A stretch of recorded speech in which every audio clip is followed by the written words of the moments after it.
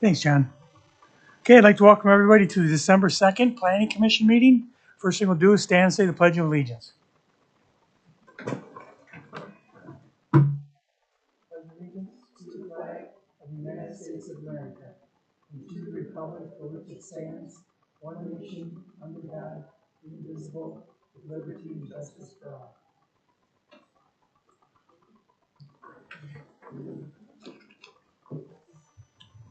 Okay, can we get a roll call, please? Holtkamp, Here. Gormanson, Here. Moody, Here. Odine, Here. Prendergast, Woolsey. Here. Thanks, Becky. Okay, next we'll have the approval of the minutes from the October 7th Planning Commission meeting. I'll take a motion on that. I'll Make a move. motion to approve. Second. First and second on the minutes. Any questions or comments? All in favor? Aye. Opposed? Okay, next we'll go into public comments. If you're here for one of the ordinances tonight, if you want to wait, because Emily will give us a presentation on each one if you want to wait. That might answer some of your questions to make comments till then, or you can get up now and make your comments. It's up to you.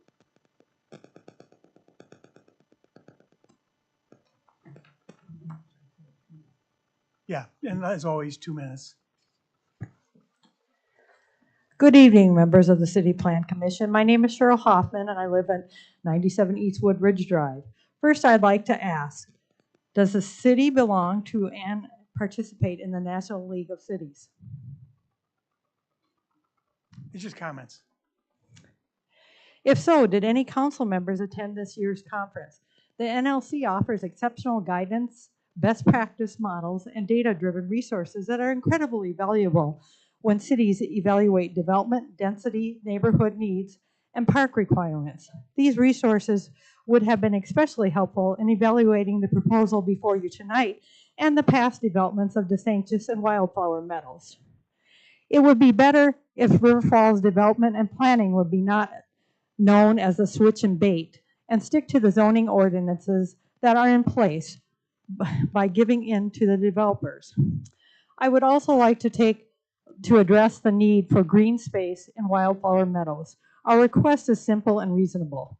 1 full acre or 2 half-acre parks, one with equipment for children and one as an open field space and ball play and recreation. And Jeff will say grub ball.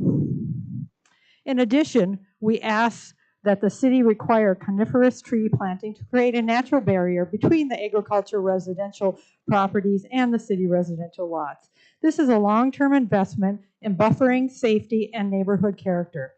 These requests are modest and practical and consistent with what many other cities are doing to ensure responsible balance and development. Thank you for your time and consideration. Thanks.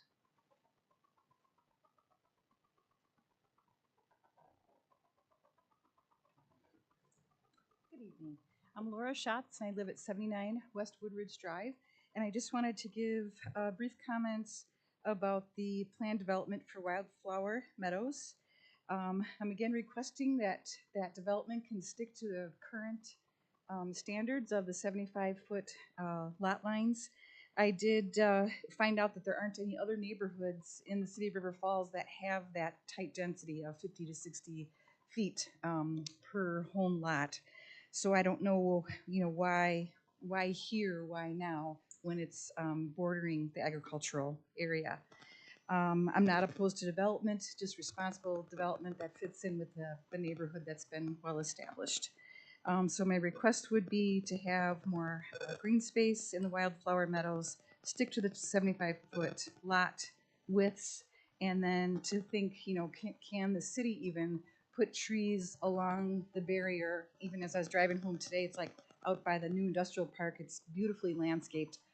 Could you consider putting some landscaping and that very dense housing between that and the agri-residential neighborhoods? I think that would help keep our, on Woodridge Drive and the neighborhood area, help to keep the value of our homes up if we're not just so densely close to that new tight neighborhood.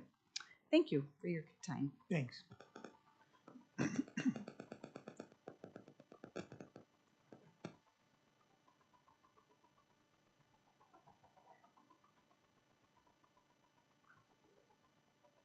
Benjamin Fox, 2529 Cole Avenue. I was not able to make the earlier workshop on ordinances, but I find that in the city, the best developments also have parts of art and heritage in them.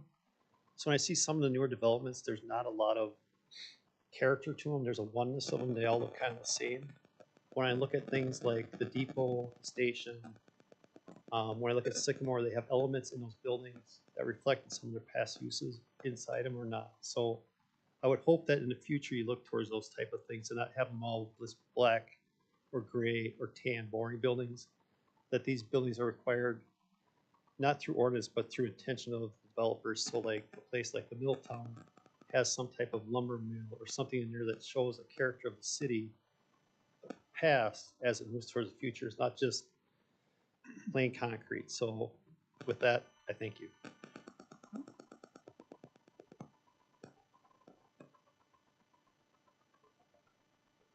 Anybody else?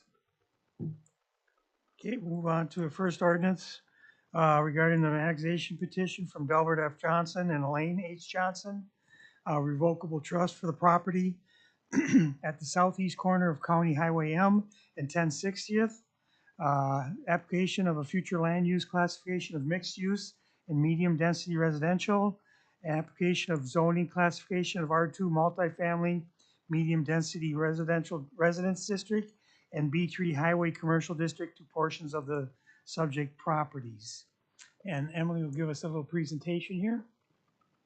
And then after that, we'll have public comments on it, if anybody has anything. Good evening, Mayor and Plan Commissioners. I'm Emily Shively, Assistant Director of Community Development. And just wanted to note that I'm presenting this item in the stead of Harley Melhorn, Senior Planner, who's not here this evening. I'd like to acknowledge his work on this item. So this first item before you tonight is an annexation petition, change in future land use, and proposed rezoning for property located at the southeast corner, County Highway U and County Highway M at 1060th Street.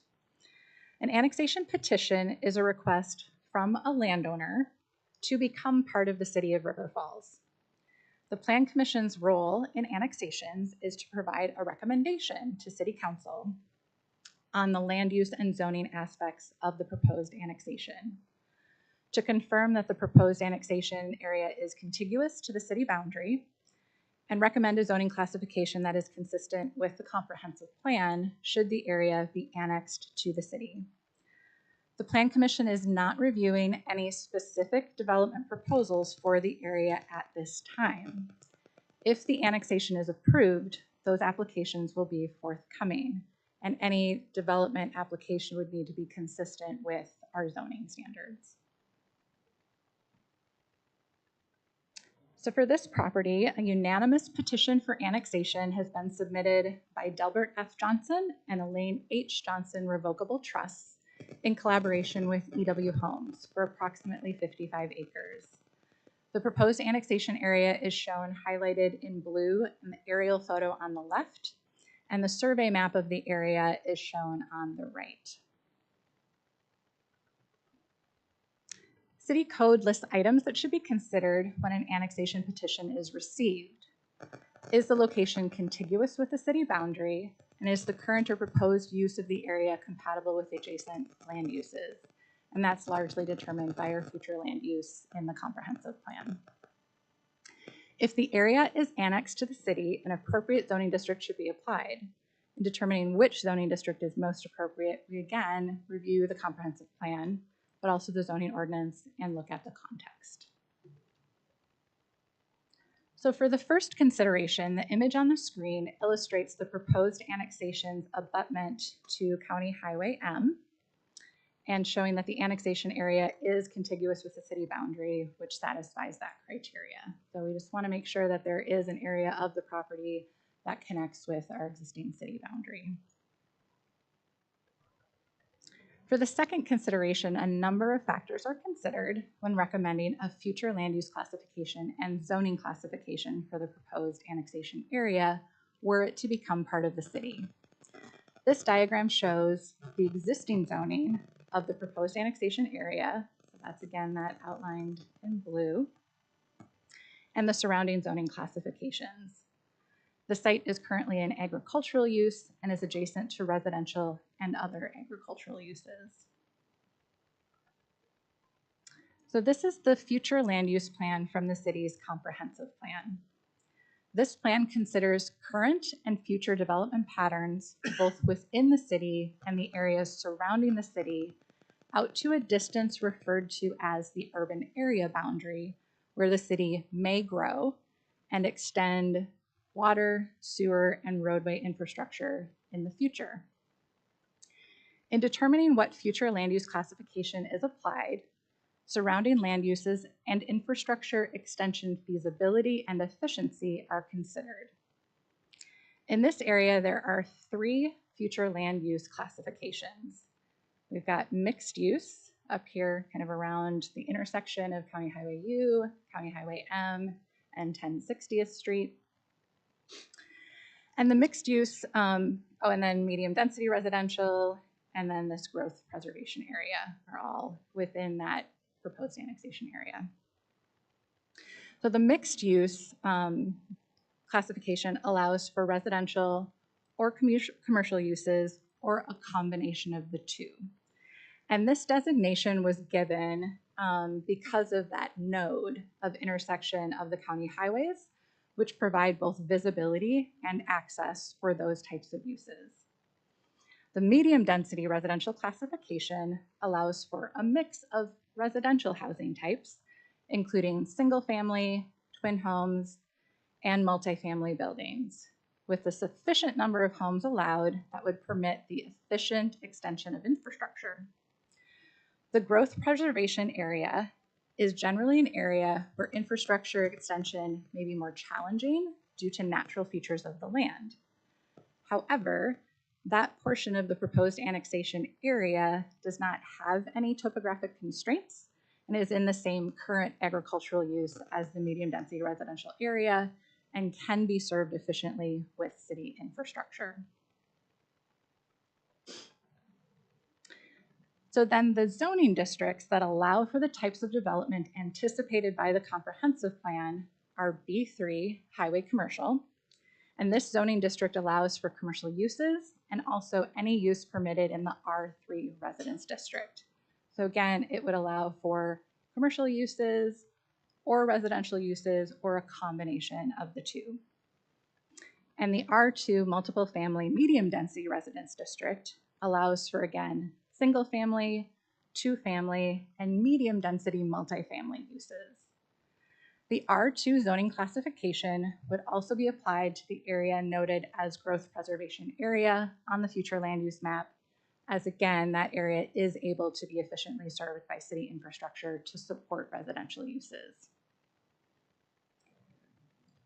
So while there is no development concept for the site at this time, the property owner and their development partner are supportive of this proposed future land use and zoning classifications.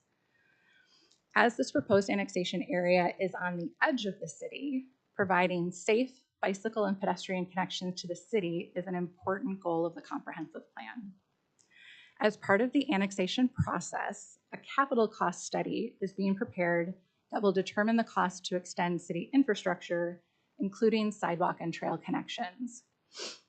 A budget study will also be prepared that will review the cost of providing city services balanced against anticipated revenue from new development.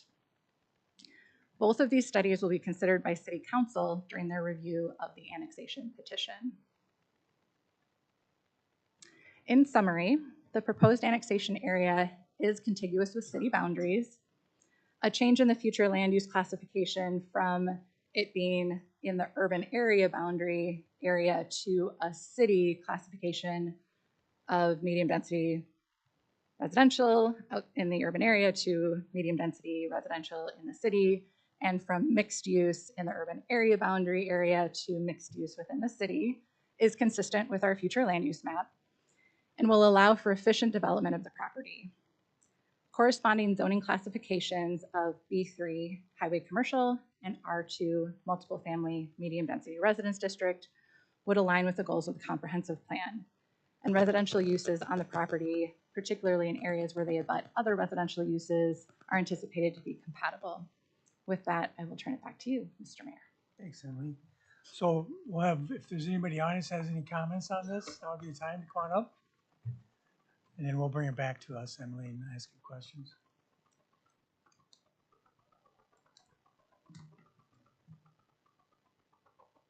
Good evening, members of the Planning Commission. My name is John Witt, and I live at W10546, 880th Avenue, directly adjacent to the property being considered for annexation. Thank you for the opportunity to speak tonight. I'm here to respectfully request that this property not be annexed, or if it is, then it to be zoned R1, single-family residential. The land surrounding the site, including my neighborhood, is agriculture and single-family homes. And keeping this new parcel consistent will ensure a smooth and compatible transition between existing homes and future development. The River Falls Comprehensive Plan emphasizes orderly, resource-efficient growth and the importance of guiding development in ways that respect existing land uses. It calls for growth while preserving our community's character and natural resources. R1 zoning directly supports those goals. It encourages stable, owner-occupied housing, protects neighborhood investment, and fits within the city's existing infrastructure capacity. This area represents the outer edge of the city's urban growth boundary. Applying R1 zoning here would provide an appropriate transition between urban and agricultural uses, maintain the visual and environmental quality of the area, and ensure that future development occurs in a responsible, phased manner. River Falls has a strong tradition of thoughtful planning and balanced growth. I believe R1 zoning honors that tradition by allowing development to move forward while preserving what makes this community such a desirable and livable place. Thank you for your time, your service, and your continued commitment to careful community-centered planning. Thank you. Thanks.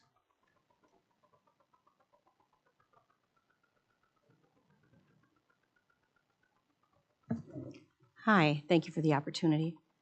I'm Christine Witt at W10546, 880th, again, adjacent to the property to be annexed. And a couple concerns that I have right now are, in the past few weeks, we saw my husband and I looking at different publications, the Pierce County Journal, the Hudson Star and Observer Online that we had received, and even on the River Falls, Wisconsin Common Council proceedings, like your minutes type of things, and the dates for that would be, I think they were November, let me see, they were November 11th. Basically, they all had the address wrong. And so we were going back and forth going, well, is this next to us or not? Everything listed that I could find at that point, even on the city website, said it was at the corner, at the southeast corner of 160th Street and County Highway M. And I just feel like that has to be gotten right so that people know and have an idea. I think that would make a difference as to who comes, who looks at this. The other thing I'm concerned about with this is we got a letter today to notify us of this. And I don't think anybody else has received theirs yet. I've talked to several people. They haven't received anything. My letter was dated November 20th, and the two postmarks on the envelope were dated November 19th. It's December 2nd, the day of the meeting. And at this point, I would like us to, as you consider things and as you consider passing this along, maybe table it for now, go back, look at it, make sure the notification's out there for everybody to see. Thank you for your time and the opportunity.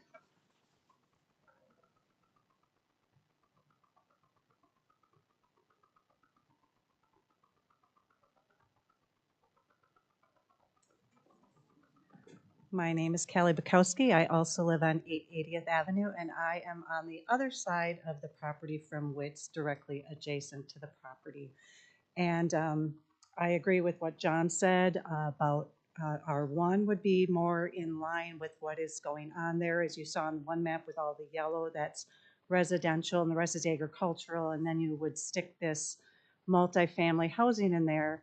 And it seems to be a lot of that has been going on with Wildflower Meadows and several others. And growth, yes, but growth, sometimes growth, you know, if it grows too fast, you're going to get growing pains, and there's negative consequences with growth.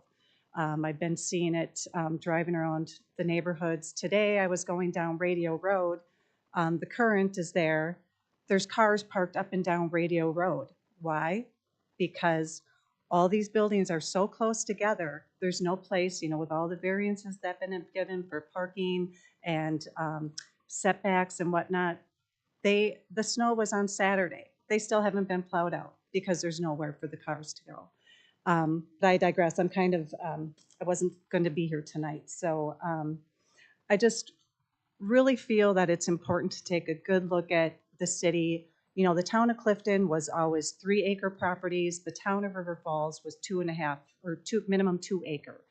And so when we all purchased our homes, it was for that reason. And we were in the township. And now with this coming, you know, I would hope that it could still be like 1-acre homes instead of 12 homes or 6. I think it was 6 to 12 that could be allowed on an acre. And also because it is a urban growth preservation area, there should be some, I mean, it was made a preservation area for a reason. And to just all of a sudden lump it all together into one just seems, it just seems like things are moving a little too fast. And with the, I've mentioned it in previous meetings with Wildflower Meadows, the 2025, the 2030 prediction was for a certain number of homes. River Falls has already exceeded that by 2025. We're way over the required number of homes and rental dwellings here in 2025. Thank you. Sorry, I always go over. Oh, you're fine.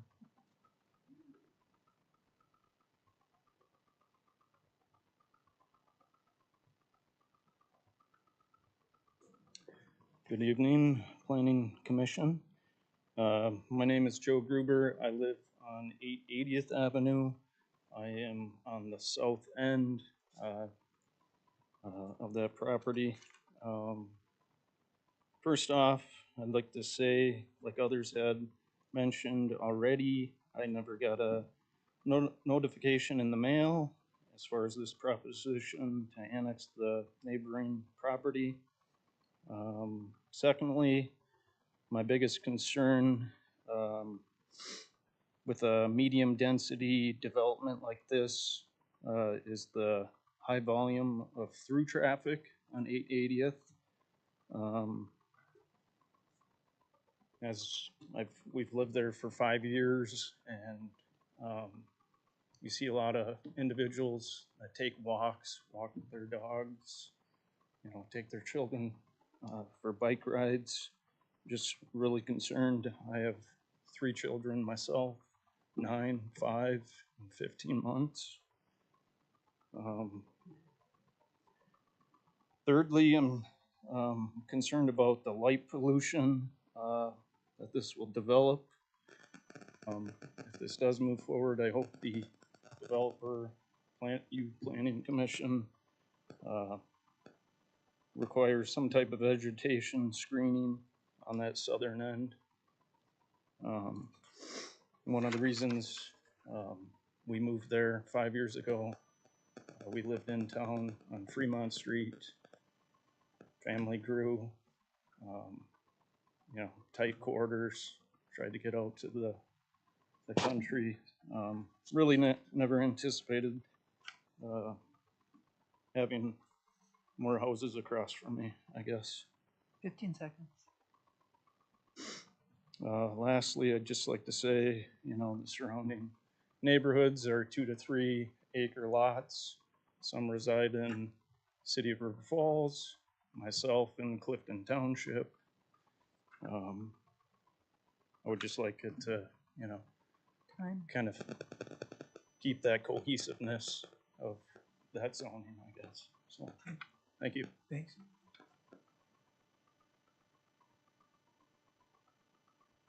Anybody else have anything on this? Okay. So now I'll take a motion on this and you guys guys can ask any questions you have of Emily. Okay, I will move approval, I will move that we forward the ordinance regarding the annexation petition in front of us to the city council with a favorable recommendation. Okay, first and a second, questions? Emily, does the B1 zoning allow for vertical mixed use? So like retail on the first floor and then apartments above? Or is it just mixed use on the lot? So the B3 zoning for that mixed use area on the corner would allow for either vertical mixed use, where you may have commercial on the first floor, residential above, or you could have a corner store next to residential, so that horizontal mixed use. I'm going to try to formulate the question as best I can because I'm looking at the comprehensive plan that is approved and I'm on. Oh yeah. And I'm looking at trying to look at where this piece of this parcel is that's coming in. And it seems like in the comprehensive plan, we have 3 different areas. So when it gets developed on that southern end, that's also R2, that, even though the comprehensive plan has a little bit of a difference in that. Is that correct? So I can clarify that for you. The growth preservation area doesn't mean it's preserved from growth occurring. It just means that that area, we didn't apply specific future land use classifications like medium density, low density, commercial and industrial, because recognizing that there are some physical characteristics of that area that may make it more expensive and less feasible for infrastructure to be extended into that area. So it's sort of like that area is in proximity to the city, could be grown into at some point in the future, but there may be some challenges to that. Sure. However, the little piece that's in this proposed annexation area does not have those topographic or physical constraints to infrastructure extension. The line was really just drawn along the section line and wasn't so precise as to look at, you know, that this was an extension of kind of an existing agricultural use that was all one thing at the time. So moving forward, the recommendation is that we have the mixed use be the mixed use in B3, and the remaining of the parcel, the entirety of that, be the medium density residential and the R2. Okay. Does that clarify? That helps. I'm looking at this from the standpoint of, you know, the 2 guiding documents that I use to make a decision is the comprehensive plan, and then based on what was in the housing study and what we're trying to do with that inventory of housing. So I don't know, you know, we don't know what the plan is for this particularly, but in general, I find that it's acceptable. So.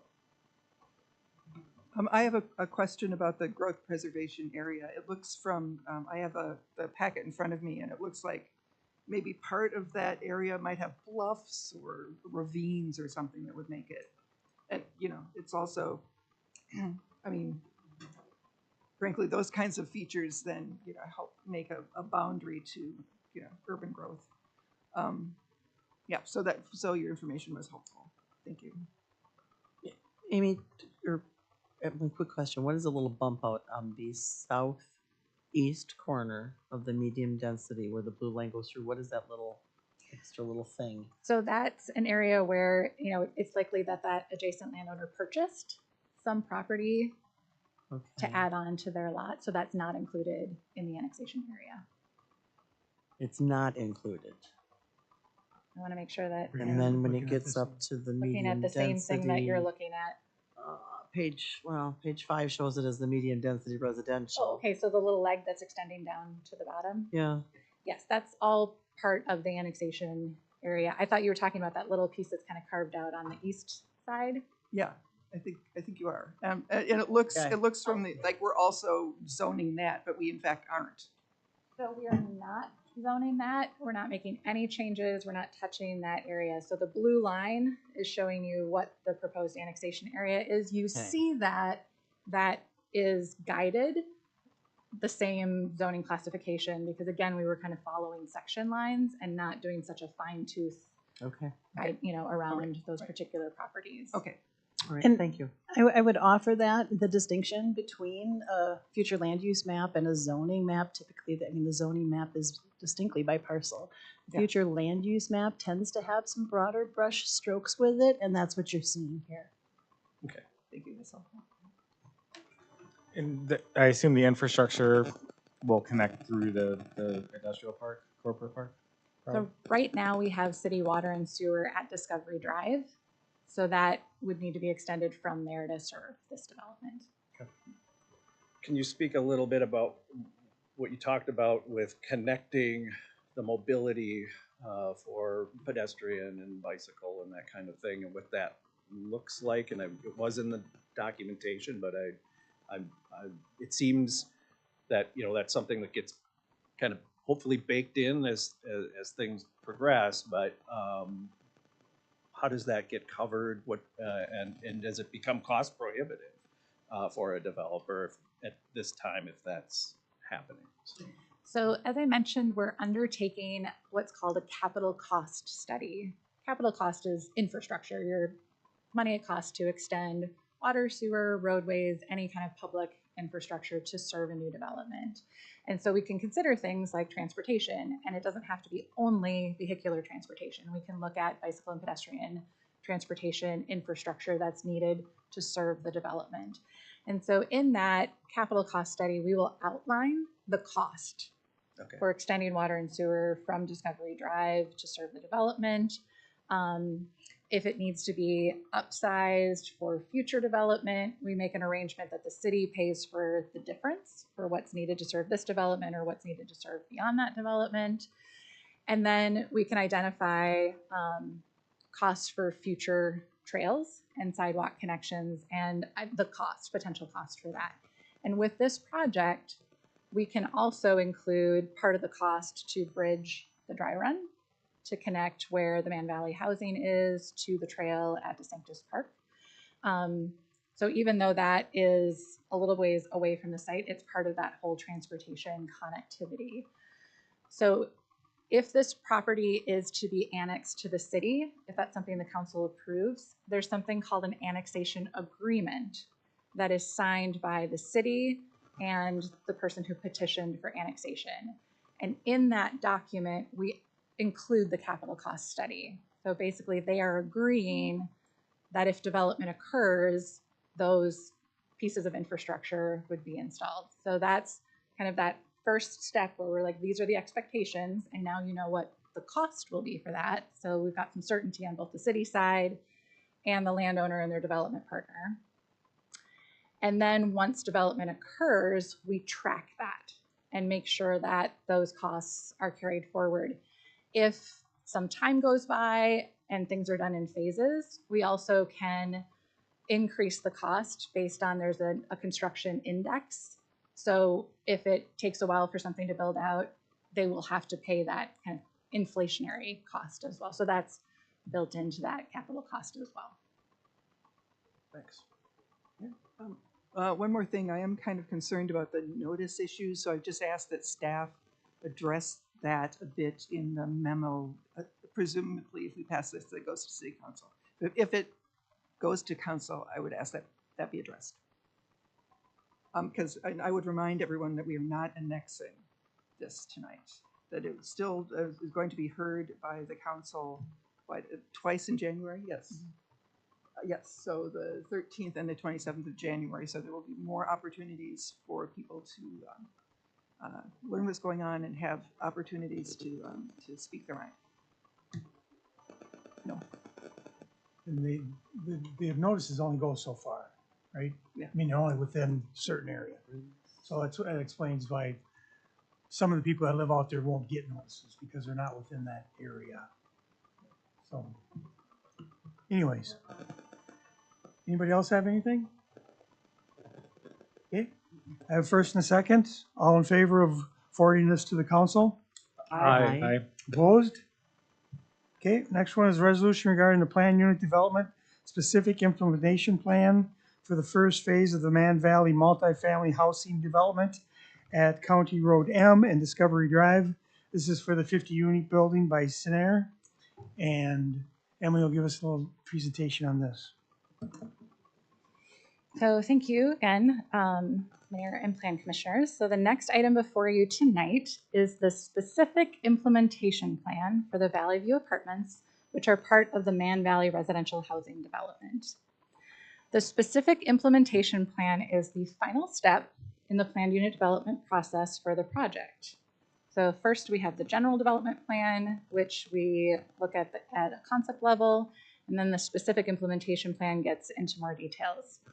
The specific implementation plan must be in substantial conformance with the general development plan, which was approved by council on October 28th this year. So the Mann Valley residential housing site is located at the northeast corner of County Highway M and Discovery Drive in the Mann Valley Corporate Park.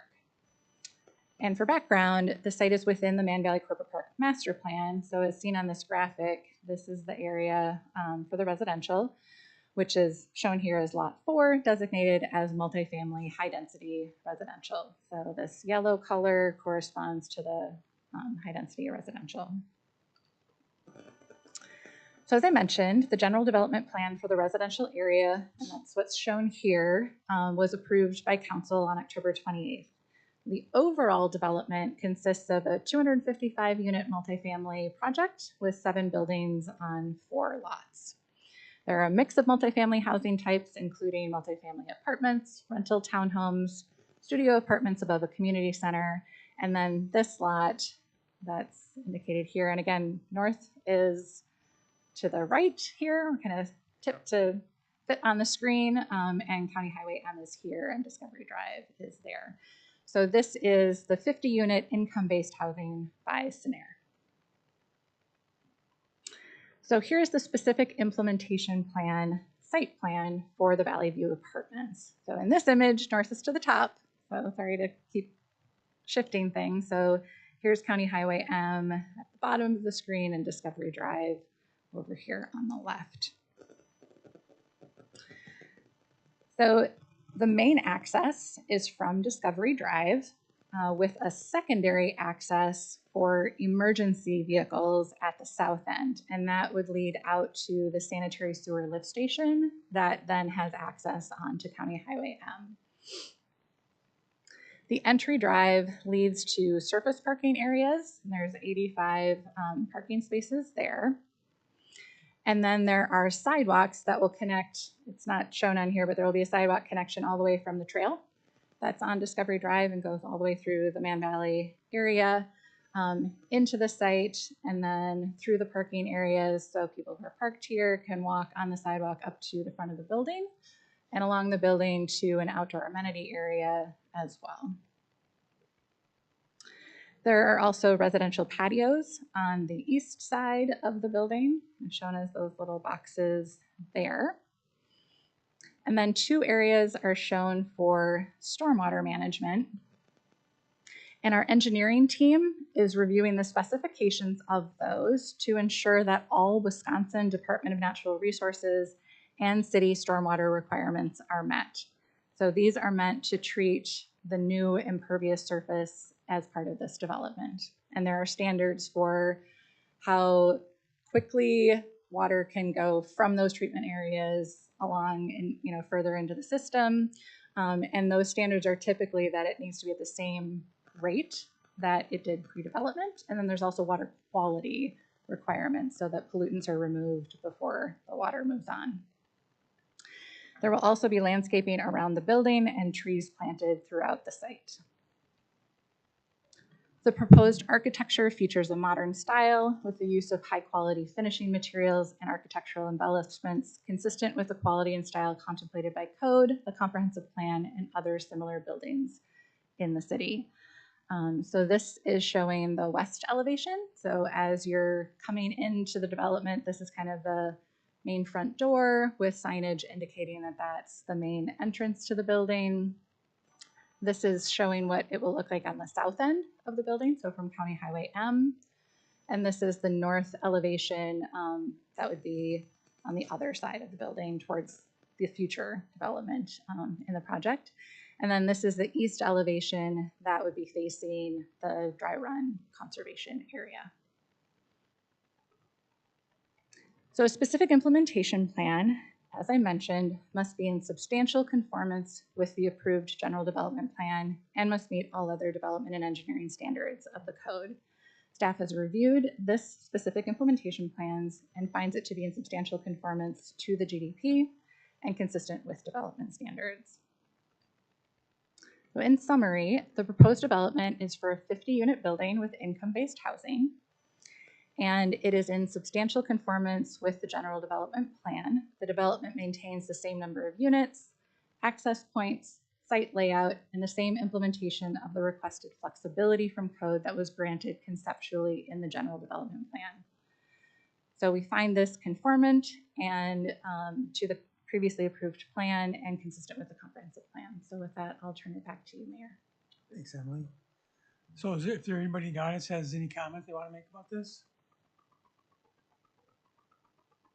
Okay, I'll bring it back to the council and I'll take a motion on this. So Forward it. I'll make a motion to forward the resolution regarding the planned unit development, specific implementation plan to the city council for approval. Second. Okay, first and second, questions, comments? Yes, I just have a quick one for you, if I may. Do you have a ballpark as to when the rest of the development might get started? I'm delighted that the kind of housing that we need most is first, but just curious. The conversations are ongoing with it's a different development team for that other piece of it, but they would like to get started in the next construction season in the spring. So they would be anticipating bringing their approvals through winter, spring. Okay, and so when would this start? Nicole is here from Cinnaire. She might be able to give you some more details about sort of their timeline. Hi there, Nicole Solheim. I'm with Cinnaire. We anticipate starting construction in May of 2026 and about a year construction period. So leasing up starting in spring, summer of 2027. Okay, that makes sense. Thank you. So, and this may not be answerable, but I'm wondering if this building is going to be complementary to the other market rate. You like in terms of the outward appearance. Like I don't want, because sometimes you see like that's the poor building. So I just want to make sure it's going to be at least sort of complementary at the to the whole thing. concept plan level that we looked at, and they showed us sort of what they were anticipating. They are going to be different. Okay. They're going to look different. I think the other ones even maybe had a pitched roof, and this one has a flat roof. But again, the exterior materials are still quality materials, and the site plan is going to be well landscaped and connected. I mean, they have balconies, which is nice. Yeah. Yeah, I think that's great. And again, this is intended to be a mixed income based, still with those kind of affordability targets. So it's not going to be all for like the lowest income or the highest income of affordability, but a mix of all of those. Anybody else have anything? Okay, so we have first and second resolution for plan unit development specific implementation plan to pass this along to council. All in favor? Aye. Opposed? Okay, next move on to reports. We got an update with Emily. Just a couple of brief upcoming reminders. Next Tuesday, you should have received an invitation to the council's holiday reception, which will be here at 6 o'clock before the council's regular meeting. So just come mingle, have some refreshments, kind of a thank you for your year of work on the Planning Commission. It's kind of a celebration. And then Amy sent you an email about an event that the St. Croix Economic Development Corporation is hosting on December 11th. It's from 8 to 10 in the morning. It may not be the most convenient for everyone, but take a look at that if you're interested. It's specifically for municipalities to participate. And then lastly, also on December 11th, but in the evening, we're going to have an open house for our Safe Streets Action Plan. So our committee has been meeting twice looking at our roadway network and where we've had fatalities, serious injuries, and minor injuries. And the open house is to share that information with the public and ask and answer questions. And then there will be some exercises thinking about where we might want to prioritize interventions that lead to safer roadways for all users. If you can't make it, so again, it's December 11th here at City Hall from 5 to 6:30. There will be a brief presentation at 5:15, but otherwise it's kind of come and go whenever you can stop by, get that information. There will be some Facebook and Instagram posts going out, so people will have that information more broadly as well. And then we have a website for the project, and it's linked to from the city website. So where people filled out a survey before or did a mapping exercise, the information from the open house will also be on the website. So if you can't come from that 5 to 6:30 p.m. on a Thursday night, you can get that information and provide input online as well. So with that, I'll turn it back to you, Mayor. Thanks. Could I make a motion to adjourn? Second? Motion to adjourn. First and second, all in favor? Aye. Opposed? We are adjourned. Thanks, everybody. I will see y'all in July. Yeah. Enjoy. Yeah, when it's 20 hours of darkness, you might have some sympathy. Well, have some Well, you're fun. not in a very Have a good good time. You got I bet.